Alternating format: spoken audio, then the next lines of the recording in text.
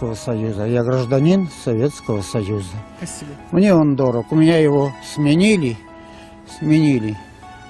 Этим я паспортом недоволен, и тем я буду недоволен. А почему? Правда? Потому что Советский Союз — это моя родина. Я ее защищал.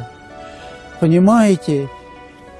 Сейчас другие времена, и ценности другие стали. Но та страна милее нам.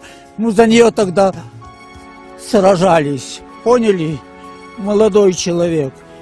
И пока я жив, мое сердце принадлежит большому, сильному государству, Советскому Союзу, где людей не убивали, решеток на окнах не было, замков не было. Сейчас, вы знаете что, звериник, друг друга убивают, одевают. Не было у нас.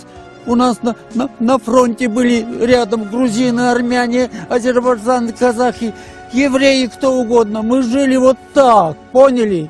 Вот с одного котелка ели. А теперь что? Мы друг другу в спину нож суем. Почему?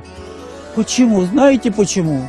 Потому что этот дикий капитализм принес нам горе и беду.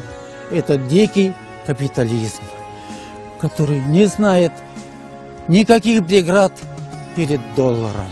Уму непостижимо. Мы духовно беднеем, причем с каждым днем. Поверьте мне, такая власть долго стоять не будет. Поздно или рано что-то случится, но так нельзя. Вот я инвалид.